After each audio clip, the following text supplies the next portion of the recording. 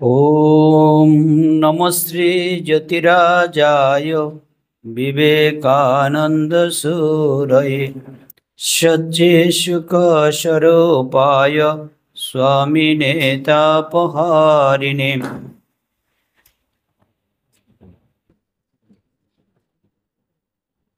1902 এর ঘটনা। স্থান বেলুড় মঠ। স্বামীজি এই শেষ তার শ্রীরামকৃষ্ণের জন্মোৎসব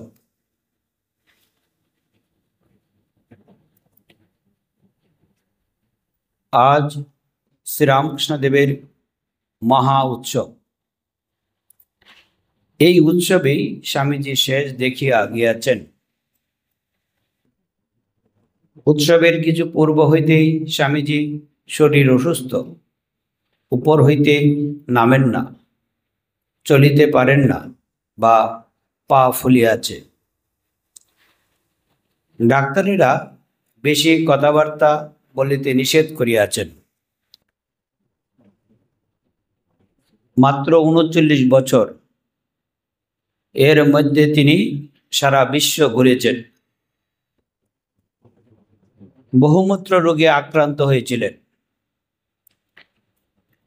যাকে ডায়াবেটিক্স বলা হয়।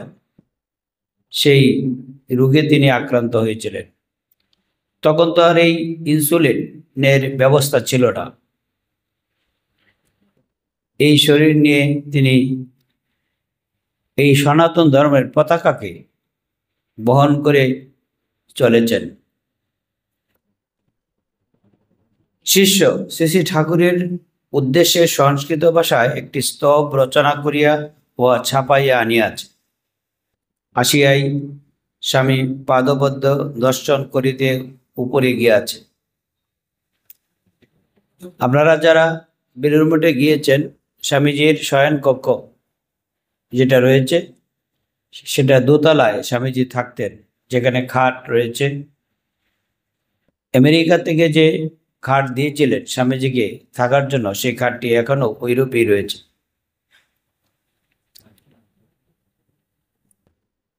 স্বামীজি মেঝেতে অর্ধ শায়িত অবস্থায় বসিয়াছিলেন।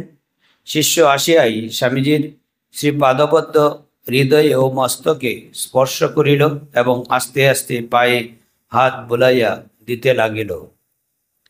স্বামীজি শিষ্য রচিত স্তবটি পড়িতে আরম্ভ করিবার পূর্বে তাহাকে বলিলেন, খুব আস্তে আস্তে পায়ে হাত বুলিয়ে দে, পা ভারী টাটিয়াছে। শিষ্য তদনুরূপ করিতে লাগিল। স্তব পাঠান্তে স্বামীজি হৃষ্টচিত্তে বলিলেন, বেশ হয়েছে। স্বামীজির শারীরিক অসুস্থতা এতদূর বাড়িয়াছে যে তাহাকে দেখিয়া শিষ্যের বুক ফাটিয়া কান্না আসিতে লাগিল। স্তব পাঠান্তে স্বামীজি হৃষ্টচিত্তে বলিলেন, বেশ হয়েছে। শারীরিক অসুস্থতা এতদূর বাড়িয়াছে যে তাহাকে দেখিয়া শিষ্যের বুক ফাটিয়া কান্না আসিতে লাগিল। প্রিয়জন, প্রিয় মানুষ অসুস্থতায় তখন মানুষের মন খুব দুর্বল হয়ে পড়ে। যখন কাছের যারা বাকে ভালোবাসে তারা যখন যায়, তখন তাদের দিকে তাকিয়ে থাকে, এটি স্বাভাবিক। স্বামীজি শিষ্যের মনোভাব বুঝিতে পারিয়া, কি ভাবছিস, শরীরটা জন্মেছে আবার মরে যাবে। তোদের ভিতরে আমার ভাবগুলির কিছু কিছু যদি ঢোকাতে পেরে থাকি, তাহলেই জানবো দেহটা ধরা সার্থক হয়েছে। আমরা জানি, স্বামীজি বলেছেন, একটা কুকুরের কথা সাথে তুলনা করেছেন, যে একটা কুকুর যতক্ষণ পর্যন্ত মুক্তি না পাবে সেই পর্যন্ত তিনি জন্মগ্রহণ করবেন। তার মানে আমরা বিভিন্ন প্রাণী কুলে জন্মগ্রহণ দেখছি, হয় মানুষের পুনর্জন্মতে আমরা বিশ্বাস করি। তার পর্যন্ত যতক্ষণ পর্যন্ত না হবে ততক্ষণ পর্যন্ত এই আবার তাদের এই পৃথিবীতে ধরাধামে আবার আসা, আবার এই লীলা করা। কারণ মহাপুরুষ কেন বারবার আসেন? একই অবতার, ঈশ্বর যদি এক হয়ে থাকেন তারপরেও কেন বারবার আসছেন? বারবার এই পৃথিবীর প্রয়োজনেই ধরাধামে তারা নেমে আসেন। আমরা শিষ্য, আমরা কি আপনার দয়ার উপযুক্ত আধার? নিজ গুণে দয়া করিয়া যাহা করিয়া দিয়েছেন তাহাতেই নিজেকে সৌভাগ্যবান মনে হয়।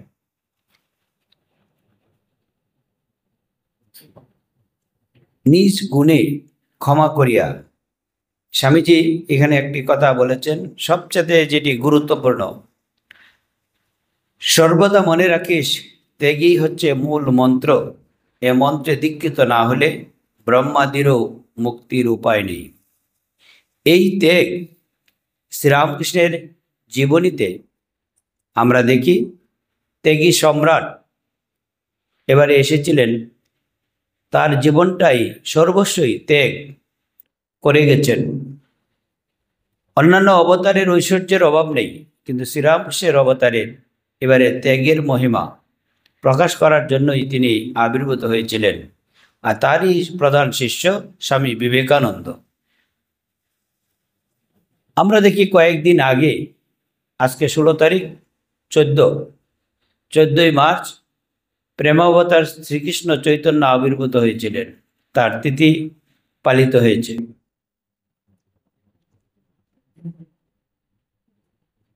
যখনই ধর্মের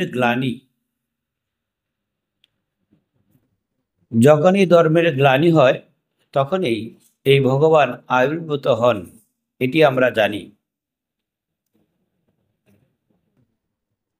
শাস্ত্রেই উদাহরণ রয়েছে, यदा यदा हि धर्मस्य ग्लानिर्भवति भारत अभ्युत्थानम् अधर्मस्य तदात्मानं सृजाम्यहं परित्राणाय साधूनां विनाशाय च दुष्कृतां धर्म संस्थापनार्थाय সম্ভবামি যুগে যুগে। এই যে শ্রীকৃষ্ণ চৈতন্য মহাপ্রভু আবির্ভূত হয়েছিলেন, তিনিও বুঝতে পেরেছিলেন ত্যাগ ভিন্ন কিছু হবার নয়। অনেকেই জানেন 48 বছর বয়সে তিনি এই ইহধাম ত্যাগ করেছেন মহাপ্রভু শ্রীকৃষ্ণ চৈতন্য। তার জীবনের যে দিকটি আমাদেরকে বাঁচিয়েছে, নামের বন্যায় তিনি ভাসিয়ে দিয়েছিলেন, যে নাম সকলকে মুগ্ধ করেছে, এখনো করছে। যখন তিনি আবির্ভূত হয়েছিলেন তখনই করেছেন তা নয়, এখনো সেই নামে মানুষ মুগ্ধ হয়ে তার নাম স্মরণ করছে। হরে কৃষ্ণ কৃষ্ণ কৃষ্ণ কৃষ্ণ হরে হরে, হরে রাম রাম রাম হরে। তার জন্মকাল যদি আমরা চিন্তা করি, আমরা ভাবি যে কোন মুহূর্তে এই শ্রীকৃষ্ণ চৈতন্য আবির্ভূত হয়েছিলেন। যখন ধর্মের, বলে না, দুষ্টদের বিনাশ, ধর্ম সংস্থাপন, সাধুদের পরিত্রাণ, অদ্বৈত আচার্য জ্ঞানী গুণী ভক্ত, উনি দেখলেন তখন নবাবের আমল, চারিদিকে এত দুর্যোগ, সাধারণ মানুষের ধর্ম জীবনযাপন করার ব্যবস্থা নেই, তার থেকে বিনষ্ট হচ্ছে। ধর্ম যদি রক্ষা না হয় তাহলে সমাজ কি করে পালিত হবে? সুষ্ঠুভাবে সমাজ পালিত হবে? ভালো সন্তান কি করে আসবে? এটি তিনি হারে হারে অনুভব করেছেন। আর তার তো ভাগবত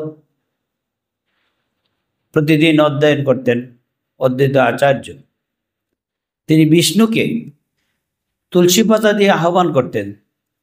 এই যে আমরা অনেকে তো বাড়িতে পূজা পার্বণ করেন, সামান্যার্ঘ স্থাপন করতে সেখানে একটা মন্ত্র আছে, অঙ্কুশ মুদ্রা ধারণ করে যারা পূজা করেন তারা জানেন, গঙ্গে চ যমুনে চৈব গোদাবরী সরস্বতী নর্মদে সিন্ধু কাবেরী জলে সন্নিধিং কুরু। তিনি নারায়ণকে গঙ্গায় যেন স্নান করতেন, নবদ্বীপে যারা গিয়েছেন তারা দেখে থাকবেন, সেই গঙ্গায় দাঁড়িয়ে বিষ্ণুকে আহ্বান করতেন, প্রার্থনা করতেন। ভক্তের মনোবাঞ্ছা পূর্ণ করার জন্য ভগবান আবির্ভূত হন। ভক্তকে তিনি খুবই ভালোবাসেন। তখনকার এই অবস্থা দূর করার জন্য এই ভগবান বিষ্ণু অবতার, ভক্তির অবতার আমরা যাদেরকে যাকে বলি, তিনি শ্রীকৃষ্ণ চৈতন্য আবির্ভূত হয়েছিলেন। 500 বছরের কাল আমরা দেখছি। এই যে পিতামাতা, সমাজের এই যে কুল, মানব কুলকে রক্ষার জন্য পিতামাতার কিরকম জীবনযাপন দরকার ভালো সন্তানের জন্য, জগন্নাথ মিশ্র এবং সচী দেবী জীবনটা যদি আমরা দেখি, তাদের ধর্ম আচরণ, ধর্মপরায়ণ কতটুকু ছিল। সেখানে জগন্নাথ মিশ্রের গৃহে আবির্ভূত হয়েছিলেন এই নিমাই। পরবর্তীকালে তার নাম বিশ্বম্বর। নিমাই কেন? নিম গাছের তলায় জন্মগ্রহণ করেছিলেন বলে মা সচী দেবীর নাম রেখেছিলেন নিমাই। আর ভালো নাম অন্নপ্রাশনে তখন বিশ্বম্বর বলে তাকে ডাকা হতো। আর এই যে অদ্বৈত আচার্য, তিনি প্রতিদিন এই জগন্নাথকে মানে নারায়ণকে প্রার্থনা করছেন, পূজা করছেন। আর এই ভগবান আবির্ভূত হলেন জগন্নাথ মিশ্রের গৃহে নিমাই রূপে। ধীরে ধীরে নিমাই বড় হচ্ছেন। তার দাদা ছোটবেলা থেকেই ধর্মশাস্ত্র নিয়ে ঘাটাঘাটি করতেন। তারপরে শোনা গেল যে অল্প দিন পরেই বাড়ি ত্যাগ করেছে, সন্ন্যাসী হয়ে চলে গেছে, বিশ্বরূপ। মা বাবা ভাবছেন যে এখন যে কোনো প্রকারই হোক নিমাইকে এই সংসারে বাঁধতে হবে। যেহেতু চলে গেছে বড় ছেলে, এখন তাকে বাঁধার জন্য, সে সংসারের এই মোহকে জড়ানোর জন্য সহজ পন্থা হইল কি? বিয়ে। তার তো বিয়ে করার ইচ্ছা নেই, কিন্তু বাবার অবর্তমানে মা তাকে বিয়ে দিলেন, যে সংসারে বেঁধে রাখবেন বলে। কিন্তু বিধির বিধান আমরা চিন্তা করি একরকম, হয় আর একরকম। ঈশ্বর বিধাতা আমরা মনে করি না, একটা ছেলে, মহারাজ একটা ছেলে যদি বাড়ি ছেড়ে যায় আমাকে কে দেখবে? এইদিকে সব কিছু বুঝে, অপরের ছেলে সাধু হয়েছে ঠিক আছে, কিন্তু নিজের বেলায় যদি বলা হয় যে আপনার তো দুটো ছেলে আছে, তখন বাস টানাপোড়া শুরু হয়ে যায়। বলছে না, নিজের বেলায় তুমি কতটুকু ত্যাগ স্বীকার করতে পারছো সেটা ভেবে দেখবে। যাক, লক্ষ্মী দেবীকে খুঁজে বের করলেন, ভক্তিমতী লক্ষ্মীর সাথে নিমায়ের বিয়ে হলো। আর এইদিকে চারিদিকে নিমায়ের যে অত্যাচার, গঙ্গা স্নানে যাচ্ছে নৈবেদ্য নিয়ে, সেই গঙ্গা স্নান করে তো পূজা দেবে, সে তার আগেই নিমাই এই নৈবেদ্য খেয়ে ফেলছে। আর মার কাছে বিভিন্ন রকম অভিযোগ আসছে, সমাজের যারা রয়েছে গ্রামে তারা সচী দেবীতে অতিষ্ঠ হয়ে যাচ্ছেন। আবার পূজায় যখন করছেন তখন গভীরভাবে ভগবানের চিন্তায় নিমজ্জিত হয়ে যাচ্ছেন। এইভাবে ধীরে ধীরে নিমাই পড়াশোনায় মন দিতেন। শাস্ত্রীয় গুরু তত্ত্ব তিনি অবগত হলেন। কার কৃপায়? ঈশ্বরপুরী, তার গুরু ঈশ্বরপুরীর কাছে তিনি দীক্ষা গ্রহণ করলেন। যে আমাদের এই সনাতন ধর্মের একটা রীতি রয়েছে, যখনই কোনো ভালো কাজ করতে যাবেন তখন আমরা, শাস্ত্র বলছে যেটা, যে গুরুর কাছে শিক্ষা গ্রহণ করতে হবে। গুরুর কাছে তারা শাস্ত্রপাঠ থেকে ধরে সব কিছু গ্রহণ করা যায়। তখন গুরু গৃহে বাস, গুরু গৃহে সেবা, সব কিছু। ঈশ্বরপুরীর কাছে তিনি দীক্ষা গ্রহণ করলেন। আর এতই তন্ময় হয়ে গেলেন যে ভগবানের নাম করতে করতে সবাই ভাবলো যে এইভাবেই বোধহয় শরীর ত্যাগ করবে। তারপরে তাকে মন শ্রীরামকৃষ্ণদেব যেরকম সমাধিস্থ মুহুর্মুহু সমাধিস্থ হয়ে যেতেন, আর নিমাইয়ের এই অবস্থা দেখে তখনকার তার যে বন্ধু বান্ধব তারা চিন্তা করছেন এইভাবে যদি নিমাই চলে যায় আমাদের ছেড়ে, সেই জন্য তাকে মনকে একটু উপরে ওঠানোর জন্য চিন্তা করলেন এবং তাকে সেইখান থেকে নিয়ে আসলেন। আমরা জানি জগন্নাথ ক্ষেত্র পুরীধাম, পুরীধাম থেকে তাকে নিয়ে আসা হলো নবদ্বীপে। তিনি তো বিবাহিত, বিবাহিত হওয়ার জন্য সবাই গ্রামের, তখন তিনি ভগবানের নামে এতই বিভোর যে কে কখন আসছে দেখছে, তিনি কিন্তু তা দেখছেন না বা বুঝতে পারছেন না। আর তাকে তার গায়ের রং কি আমরা ছবিতে যা দেখছি, এখনও বর্তমানে বিভিন্ন জায়গায় যে শ্রীকৃষ্ণ চৈতন্যের যে অবয়ব তুলে ধরা হয়েছে তুলিতে, তাতেই তো মুগ্ধ হয়ে যেতে হয়। আর তখন কাঁচা হলুদটাকে যদি ভাঙা হয়, তার যে বর্ণনা করা হয়েছে, সেই বর্ণের রং ছিল তার নিমাইয়ের। দেখা মাত্র মানুষ মুগ্ধ হয়ে যেত। এদিকে শাস্ত্রপাঠ, হরিনাম কীর্তন একের পর এক চলছে। আর এইদিকে এই যে বলছে না, ধর্ম যখন আসে তখন তার পরীক্ষা করার জন্য আবার রাস্তা বাধা বিপত্তিগুলোও আসে। নবাব আমল চাঁদ কাজী সে কি করলো, এই নগর কীর্তন যে হচ্ছে খোল করতাল নিয়ে তো বেশি সরঞ্জাম আমাদের দরকার হয় না। এই যে আমাদের ঝুরি বাজছে, একটা খোল আর হারমোনিয়াম যথেষ্ট। এখন তো বিভিন্ন রকম যন্ত্র, আধুনিক যন্ত্র বেরিয়েছে। এই নিয়ে নবদ্বীপে কীর্তনের দল বেরিয়েছে।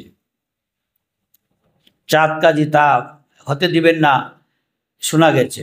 আর নিমাই তো আরও দলবল নিয়ে শুরু করেছেন।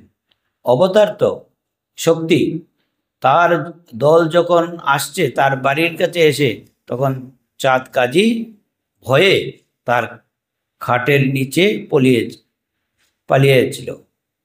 তারপরে তাকে সেখান থেকে বের করা হলো। বের করে তখন সে ভক্ততে পরিণত হলো। পরবর্তীকালে নিমাইয়ের সব কিছু মেনে নিয়েছেন। এই যে আপনারা মনে করবেন যে বিপত্তি যখন আসে তখন আর ভগবানকে আরো বেশি স্মরণ করা দরকার, ভগবানকে আরো বেশি ডাকা দরকার। আপনি কতটুকু স্থিরতা লাভ করতে পেরেছেন? ভগবান খালি সুখের সময় থাকবে তা নয়, বিপদের সময় ভগবান আরো বেশি থাকবে। আজকে বিকালবেলায়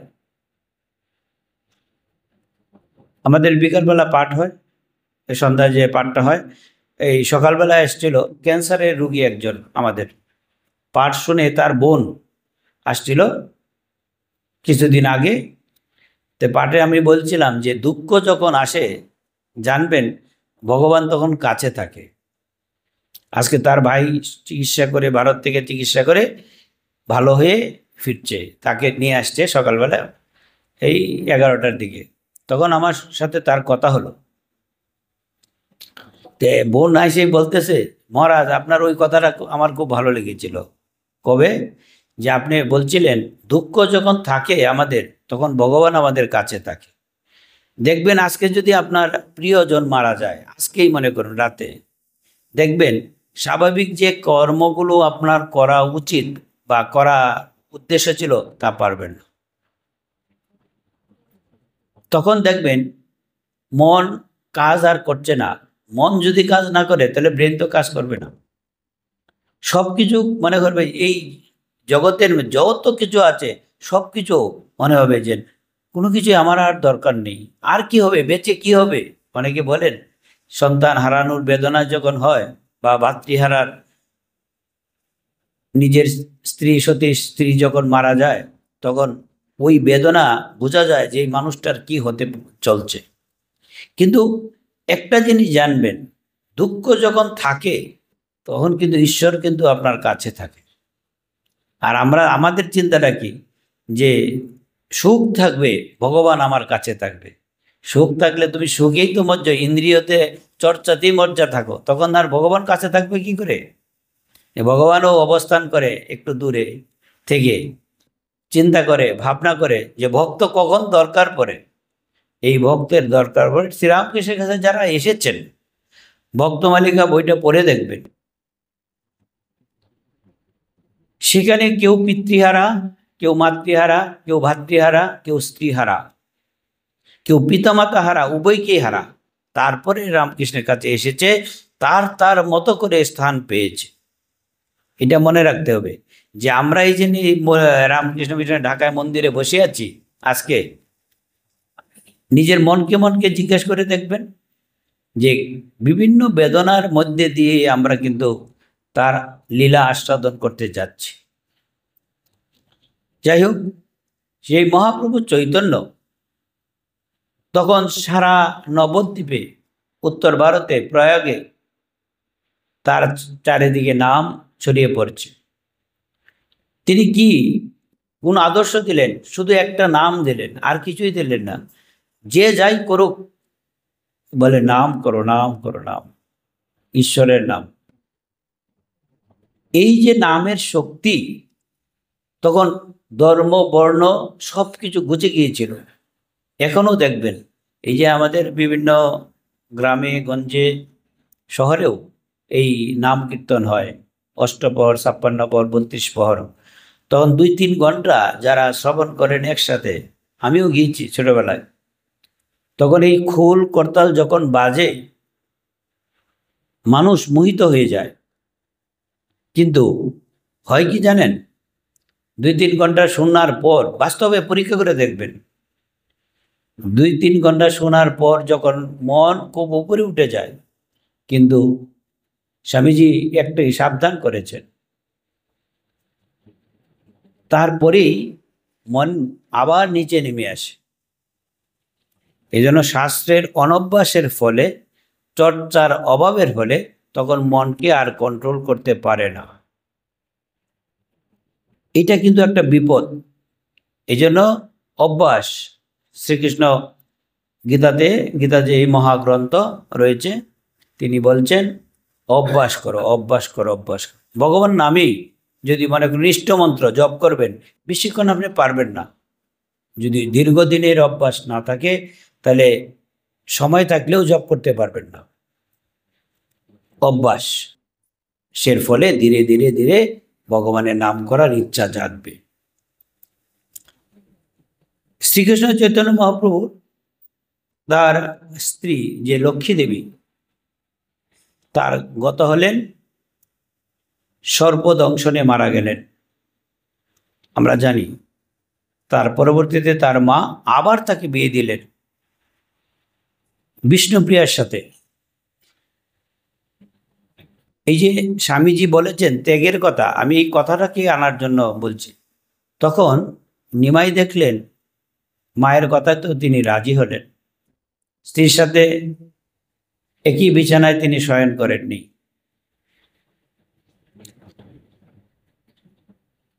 শারীরিক কোনো সম্পর্ক নেই, কিন্তু নিমাই দেখছেন এইভাবে তো সমাজে শিক্ষা লাভ হবে না। বলবে নিমাই বাড়িতে আছেন, সব কিছু করছেন, আবার আমাদের ধর্মকথা শোনাচ্ছেন। তারপরে নিমাই ঠিক করলেন 24 বছর বয়স যখন তিনি গৃহত্যাগ করবেন, তখন মাকে জানিয়েছেন, তার স্ত্রীকে জানিয়েছেন। রাত্রির বেলায়, গভীর রাত্রিতে মা জেনে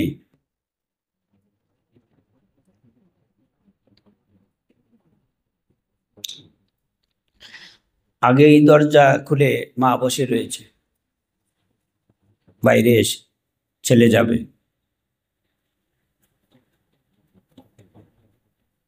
গৃহত্যাগ করে চলে গেলেন,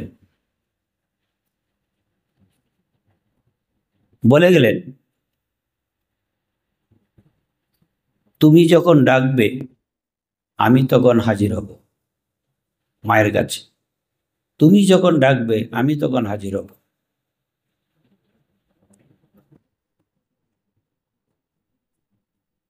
তার পরবর্তীতে জীবনটা আমরা দেখি যে এই ভগবানকে কেন্দ্র করে তিনি এই নবদ্বীপকে জন্মগ্রহণ করেছিলেন। পূর্ববঙ্গে আমাদের সিলেট ঢাকা দক্ষিণ বলে একটি জায়গা রয়েছে, সেখানে তার পিতৃভূমি।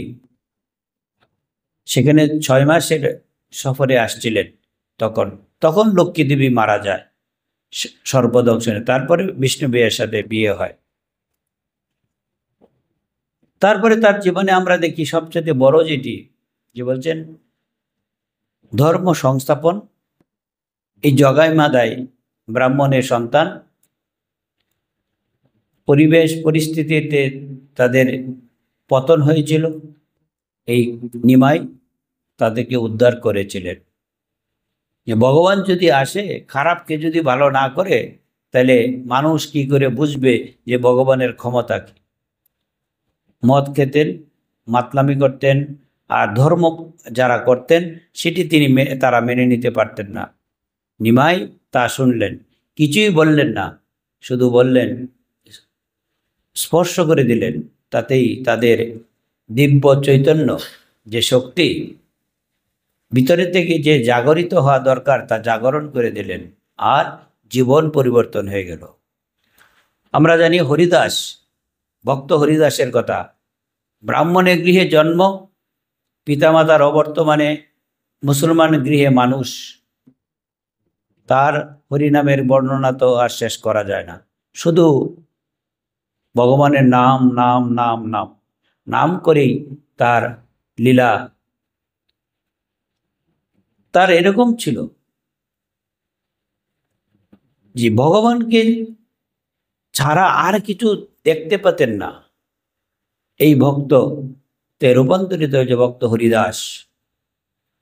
আমরা অনেকেই মনে করি যে হিন্দু, মুসলমান, খ্রিস্টান, বুদ্ধ তারা কি এই সনাতন ধর্মের নাম গ্রহণ করতে পারে?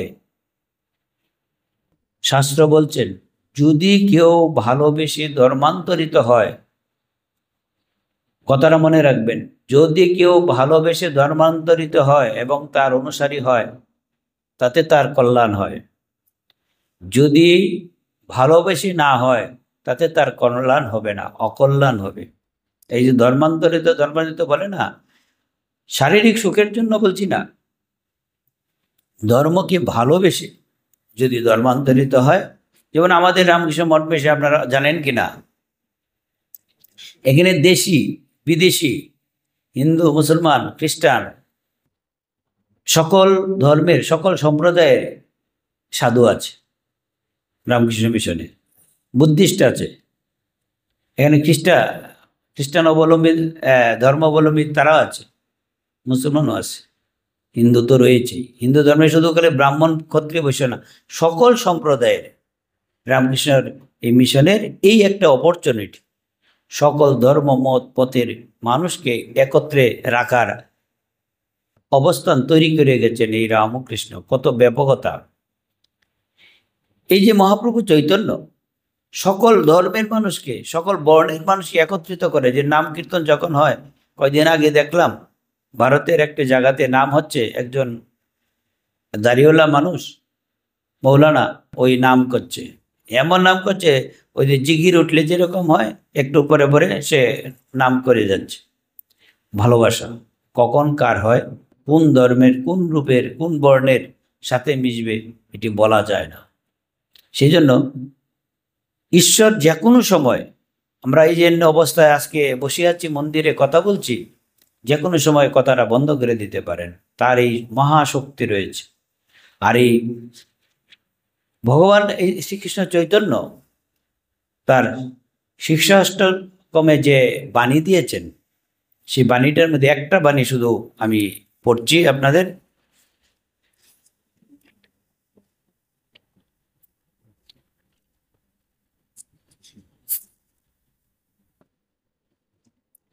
তৃণাদুপি শুনিছেন তরুণীর্ব সহিষ্ণুনা, অমানিনা মানদেন কীর্তনীয় সদা হরি। সদায় ভগবানের নাম করো, শুধু ভগবানের নাম করলেই এই যে আমরা বিভিন্ন রকম সমস্যায় জর্জরিত, মনে করুন এই বাংলাদেশের এই প্রেক্ষাপটে কত জায়গায় কত রকম সমস্যা, আর এখন যে একটা অবস্থায় চলছে, মানে শিশুদের নির্যাতিত করা হচ্ছে বিভিন্ন রকম, ভাষায় প্রকাশ করার মতো নয়। কিন্তু আপনি একটা কাজ করতে তো পারেন, প্রতিবাদ করতে পারলেন না, কিন্তু একটা কাজ করবেন, তার কাছে প্রার্থনা করতে পারেন। এটা তো আপনার দরজা খোলা আছে। যে বর্ণেরই হন, যে ধর্মেরই হন, যে পথেরই হন, কিন্তু ঈশ্বর বলে, বিধাতা বলে, ইষ্ট বলেন, যার কাছে, তার কাছে আপনি প্রার্থনা জানাতে পারেন। এই প্রার্থনার ফলে অনেক অমোঘ ফল লাভ হয়। কৃষ্ণ অবতারের যে বাণী দিয়েছেন আর রামকৃষ্ণ দেবতারে বলেছেন, যত মত তত পথ, প্রত্যেকটি গবেষণা করে রামকৃষ্ণদেবের যে আবির্ভাব হয়েছে, আবির্ভাবে দেখবেন সাথে সাথে মানুষের মন সন্দিগ্ধ মন। স্বামী বিবেকানন্দ যখন নরেন্দ্রনাথ দত্ত ছিলেন, তখন এই সন্দিগ্ধ মন নিয়েই রামকৃষ্ণের কাছে গেছেন এবং প্রশ্ন করেছেন, ভগবান আছেন কিনা, ভগবানকে দেখা যায় কিনা, ভগবানকে কথা বলা যায় না। এই রামকৃষ্ণ দেব তখন তাকে বলেছেন, হ্যাঁ দেখা যায়, কথা বলা যায়। আরে বিবেকানন্দ বলেছে, বলে কিরে, ঈশ্বর দেখা যায়, কথা বলা যায়, তার সাথে বিনিময় করা যায়। এই এখন মানুষ সন্দিগ্ধ মনের অভাব নেই, কিন্তু তার থেকে উদ্ধারের পথ কি, তার কাছে ঠিকভাবে প্রার্থনা করা। যদি অনেকেই আমাদের কাছে পরামর্শ করতে আসে, পরামর্শ যখন করতে আসে, তা আমি দেখছি কথাগুলো বলছে ঠিকভাবে বলছে না, ফ্যামিলি ক্রাইসিস সঠিকভাবে বলছে না, উপস্থাপন করছে না। আমি বলছি, দেখুন আপনি যা বলবেন আগে ঠিক করে কথাগুলো বলবেন, নাহলে মীমাংসায় আসতে পারবেন না। আজকেও একটা ফ্যামিলি আছে আশ্রমে, তার ক্রাইসিস কিছুক্ষণ আগে আসছে। আমি বলছি আমি প্রেয়ারে যাচ্ছি, প্রেয়ারের পরে কথা হবে। যত শিক্ষার মানে অ্যাডজাস্টমেন্ট হওয়ার কথা, শিক্ষা মানে অশান্তির আরো বেশি হচ্ছে এখন সমাজে। শুনতে গেলে খারাপ লাগবে আপনাদের, আপনারা বলবেন মহারাজরা আবার শিক্ষার সম্পর্কে বলছে। না, শিক্ষা মানে ভিতরের সূক্ষ্ম সূক্ষ্ম ভাবগুলো আরো বিচার করে মেনে নেওয়া, অ্যাডজাস্টমেন্ট করা। এখানে অ্যাডজাস্টমেন্টের অভাব। আগে মায়েরা ক্লাস 2-3 পর্যন্ত বড় জোর পড়েছেন, কিন্তু একটা ফ্যামিলি ম্যানেজ করেছেন। আর এখন একটা দুটা বাচ্চা নিচ্ছে, কিন্তু ফ্যামিলির মধ্যে ক্রাইসিসের অভাব নেই। কেউ কাউকে দেখতে পারে না, আর দুইজন চাকরিজীবী তো হয়েছে কাজ। এটা হলো পুরুষতান্ত্রিক সমাজ। স্ত্রী যতই চাকরি করুক, যদি অ্যাডজাস্টমেন্ট না হয়, স্ত্রীর যদি অনুগত না হয়, তাহলে শান্তি আর আসবে না।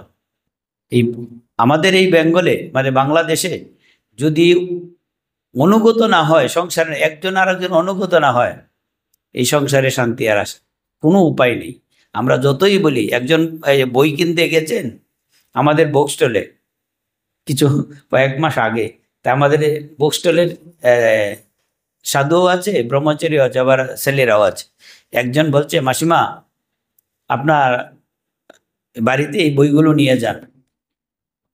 মায়ের বই একটা বলছে, তো বলছে আমার বাড়ির সেলফে অনেক বই রয়েছে, শান্তি তো বাবা আমার হয় না। তিনি বই সেলফে রেখেছেন, বই পড়েন না, বিচার করেন না, বই সেলফে রেখেছেন, মানুষকে দেখায় আমার বাড়িতে অনেক বই আছে। অনেকে এরকম সিস্টেম আছে, আমি গিয়েছি অনেকের বাড়িতে, অনেক গ্রন্থ কিনে রেখে দিয়েছে, দেখাচ্ছে যে দেখুন কত রকম বই বাবা কিনে রেখেছিল। কিন্তু বাড়িতে অশান্তির চরম পাহাড়। এর কারণ কি? এর কারণ হলো বইগুলো খুলে আর দেখে না। গীতা আপনার সমাজের মধ্যে প্রচলিত রয়েছে, দেখুন মারা গেলে বুকের মধ্যে একটা গীতা দিয়ে দেয়। আমি অনেক জায়গায় গিয়েছি, মানে মারা গেলে আমরা খবর দিয়েছে, তো আমার জীবনে অনেক মৃতদেহের পাশে আমি গিয়েছি, যাওয়ার পরে দেখি বুকের মধ্যে একটা গীতা দেওয়া থাকে।